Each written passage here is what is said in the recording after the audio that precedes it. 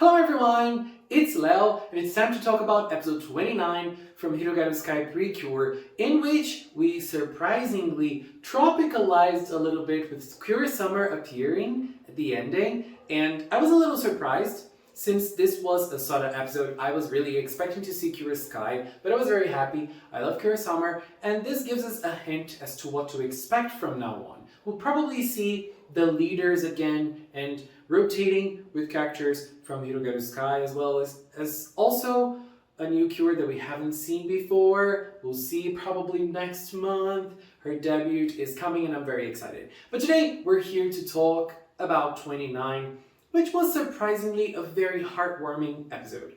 And I really liked this. It was very simple, very straightforward.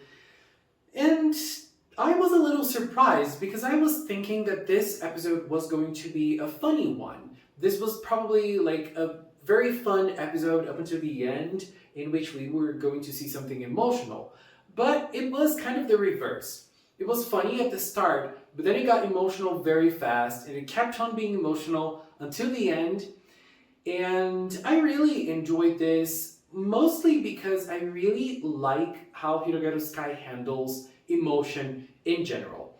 This episode is an example of that. It is very sincere with its emotions. It lets the characters feel the emotions that they are supposed to feel, and they're very honest about what they're feeling.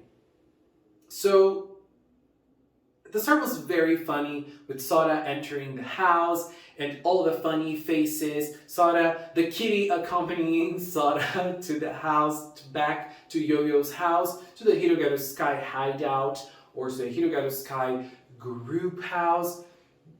It was very, very funny. Everything about that was very, very nice to see. And when the cat hid itself amidst the books, we see El-chan being the one to get it back and, say like, hey, come on out, you're safe with us.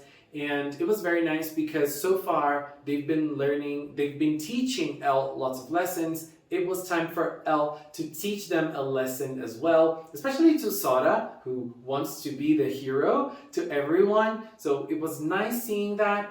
And then Soda opened up to the cat and was like, okay, you want to be the hero? I want to be your hero, so I'm going to help you with whatever you need, whatever you're looking for. And on the next day, they discovered the cat followed a little child with her mom, but it wasn't the child that they were looking for. And at that night, in a dream, we learned what actually happened with the cat, and the cat was talking to Soda in that dream. So I feel like this dream was kind of a highlight of the episode. This was an Aoyama episode. Aoyama is famous and infamous inside the PreCure fandom for his style of animation. He is truly a legend. He is someone who has worked on PreCure since the first season, in all of the seasons of PreCure. He's one of the very, very few people that has worked on every PreCure installment so far. So this man is legendary. No matter how you feel about his style, he is a legend. He is part of the PreCure history. And so even though sometimes the characters look funny, I feel like in the dream section of the episode, things were done in a very artistic way. The way the story was told, the backgrounds, the colors, Soda trying to run away after the truck in the snow, no colors, emotionless, and Soda was blue. Soda was sad, feeling, understanding the story and everything that the cat, the plushie, has gone through. Love that scene. Very beautiful. They did a very good job in it. The animation wasn't stellar, but the artistic part really kept me going. And also the emotional part.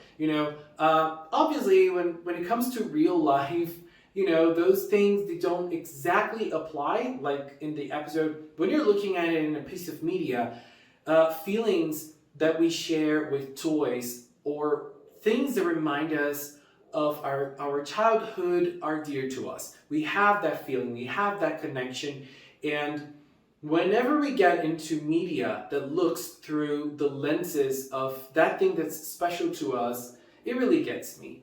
You know, it really makes my eyes wet for some reason. And it was no different. It was no different in this episode. The difference is that Sora really wanted to help the cat, but the cat did not want help. The cat wanted to find their owner, the child who was their friend, but they did not want to stay with Sora. They did not want to bother Sora. They did not want to bother the girls, and so they left. They abandoned the yo-yo house, the yo-yo big mansion, and they went to the abandoned house to stay there. When the girls went to the house, Minotaur was ready to fight them, and the fighting scene started. The fighting scene in this episode, I feel like, was nice because it was long. You know, it's longer than the last few ones. And again, even though the animation did not always correspond in the fighting scene, I enjoyed it because we had some nice moments of Kuroskai getting physical, like choreographic battles. Interesting moment. The one thing that's bothering me in the fights from Hirogaru Sky right now is the fact that Butterfly is left with the buffing position, and that is all that she's doing. She is buffing the other cures, and her buff is always used with stock footage. So she's always fighting with stock footage, while the others are able to feel a little bit more free in their fighting styles. So I'm missing a little bit of action from Cure Butterfly. We had nice moments with Wing, we had nice moments with Prism, and we had lots of nice moments with Sky. But with Butterfly, unfortunately, that is lacking, and Ageha deserves better. Toy Animation, what are you doing? Please give us some Ageha goodies, please.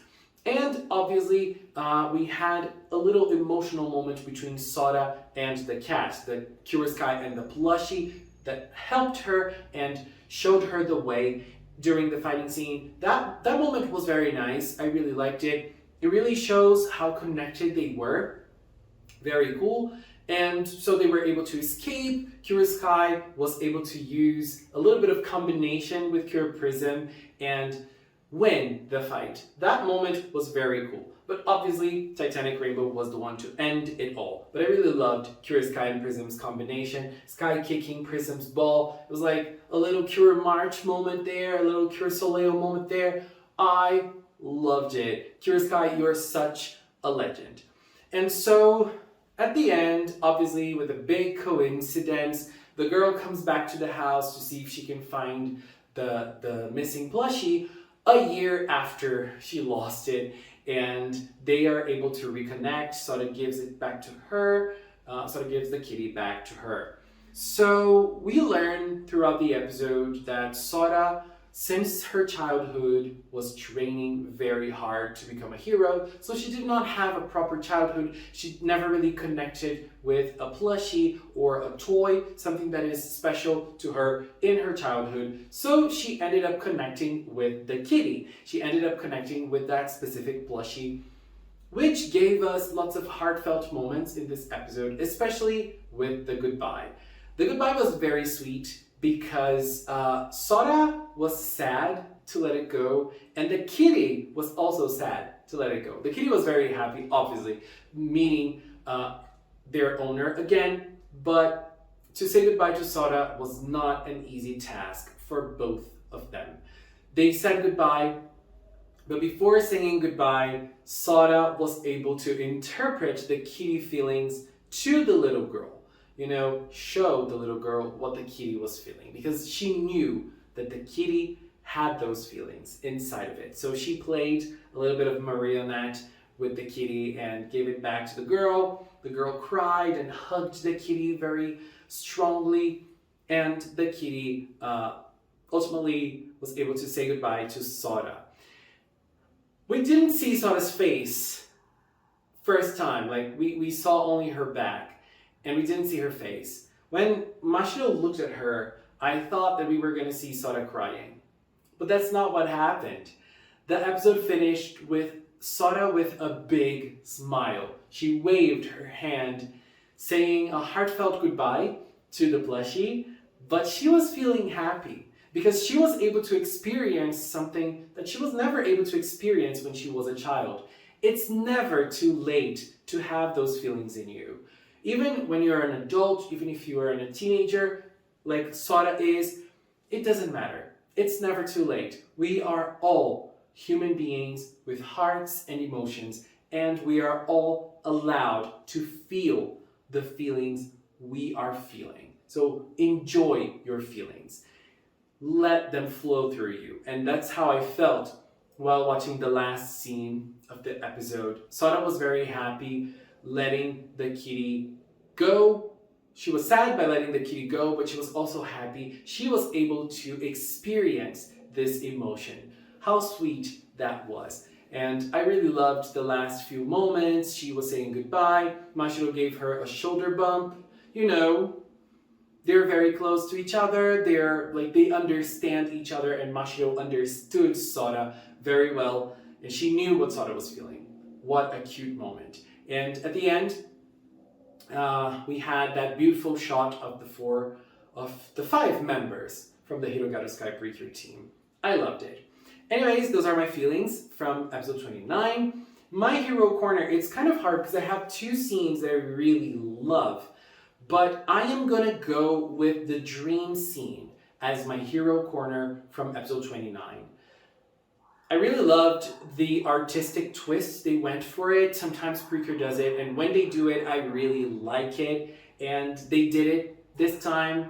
I ate it up. It was really, really something else to me. I loved it. I was gonna also mention the last scene when Sora was saying goodbye to the kitty, but let's keep it with the dream scene because that was my favorite portion of episode 29, which was a very sweet one. What did you think of it? I feel like it was a very good